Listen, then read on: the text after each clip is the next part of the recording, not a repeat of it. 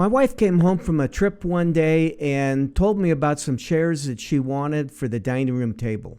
The only problem was they didn't fit under the dining room table, so the chair design had to be modified. I made some drawings on Google SketchUp after measuring some chairs around the house, and I was up for the challenge. I built one chair before during COVID. It was successful. My second chair, well, it was a failure. It never made it to the final stages. And this is my third attempt. This video is all about challenging myself, and I succeeded in doing that. There were some really challenging aspects to this project, and bending wood was one of them. I had to make a mold. I had to make a steam box. I actually made a video about that. I cut 64 strips of pieces, even though I only needed 40. And I used all 64. My first 4 attempts in trying to mold wood into this mold that I built, they all failed. I believe that getting outside of my comfort zone really does help me grow as an individual, and that's what I wanted to do in this video. I've always liked challenges. Most of them have been athletic related. Running marathons, hiking the Grand Canyon, cycling Ragbri, which is a bike ride across Iowa. Okay, that was a fun challenge. My daughter challenged me once to do the Manitou Incline in Colorado Springs. It's 2,768 or so steps straight up. You got to check it out. It was fun. I'm glad I did it, but I probably wouldn't do it again. But building this chair challenged me in ways that I never thought I could. There was a lot of firsts in this project, and that made it very exciting. After running the arms through the drum sander, I cut them to length, mortised some holes in the back, and they were ready to go. The only thing I needed to add to that was the wings on the arms, and I used the exact same process with the steam box and the mold and everything to be able to put those on. At this point, I wanted to set the arms aside, and I wanted to focus on another challenging aspect of this chair for me, which was building the legs. Now, I could build any kind of legs, but I wanted tapered dowel legs, and I didn't have a lathe to do that. I used a Woodchuck IRT 33P. I bet you've never heard of that. It's by Phantom Engineering. I think they came out like in the mid-70s.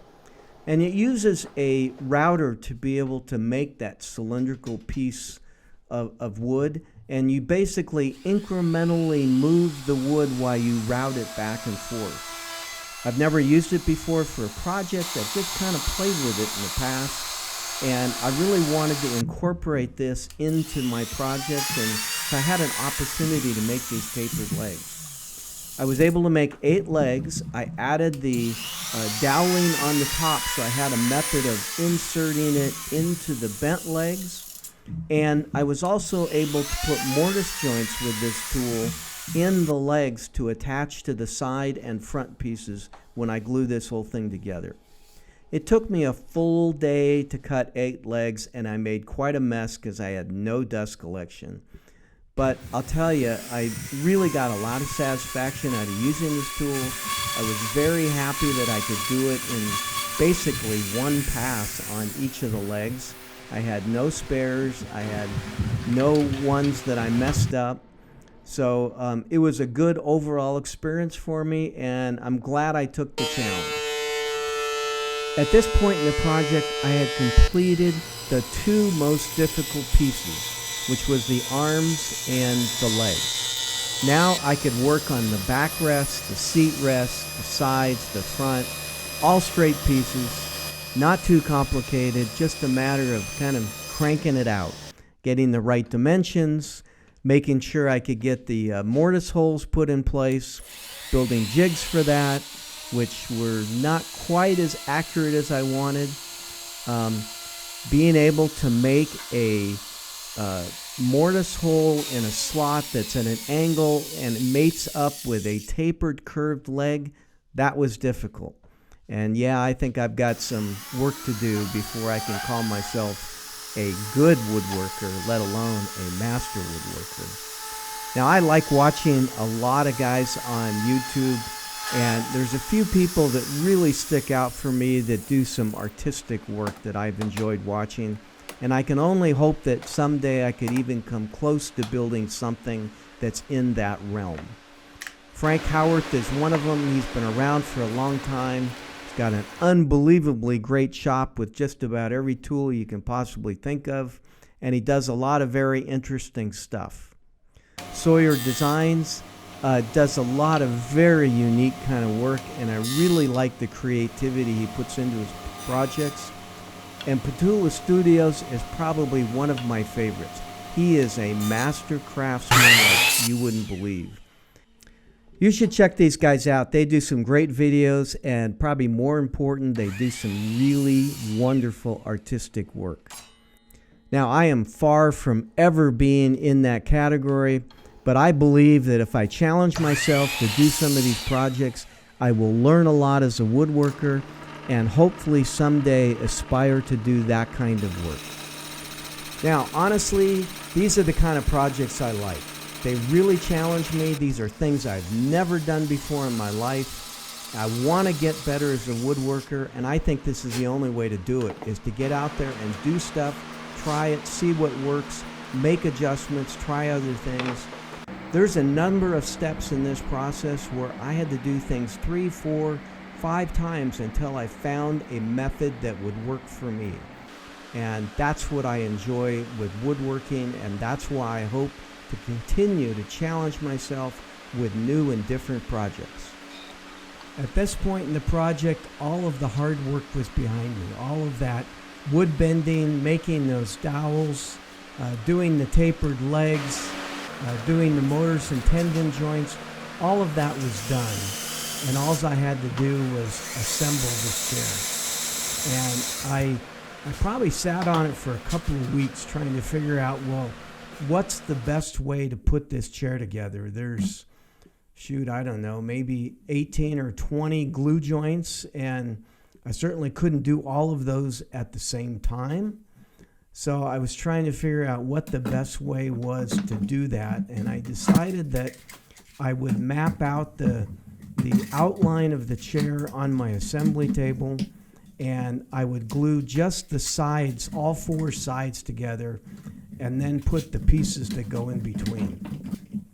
And so I did all 4 sides, and that worked out as expected.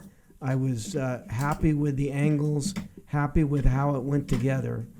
And then I realized that, well, when I put these chairs together, I have to do 14 glue joints at a time. And I was a little bit nervous with that, so I dry fitted everything to make sure it would work. And then I solicited my wife to help me with it. I taped off all the glue joints because I didn't want that glue to spill out onto the fresh wood. And I was ready to start gluing. I used a glue that takes longer time to set, Tidal Bond glue. I think it's Tidal Bond 3 if I'm not mistaken. So that takes a much longer time to set. And then I was off and rocking and rolling. And when I started gluing, I went quick. I knew how to do it because I dry fitted this together 2 or 3 times to make sure I knew which joints I wanted to put together first to do it as quickly as possible. And then the clamping process was pretty easy, actually, because it was all straight joints. It was really kind of from end to end to clamp everything in place. Now, I did a little bit of sanding at the end, but I had sanded just about everything ahead of time, so it was very limited. And I was ready to start finishing this project. And I started with a pre-stain to help bring out the colors of the wood and make sure the stain looks even as it's put on. I used a very simple Danish oil stain to bring out the colors of the wood, and then I put a poly coat over that, and I ended up using a couple of poly coats with sanding in between. Well, this was my biggest challenge yet, and I learned a lot as a woodworker. And I appreciate you sticking with me through the end of this video and getting a chance to see the final chairs with the upholstered cushions. Well, it's actually pretty comfortable to sit in. I think I'll enjoy it. And if you haven't subscribed to my channel, I would certainly appreciate it. I really am trying to grow my channel. This is Dave with Level Up Woodworking, and I'll see you next time.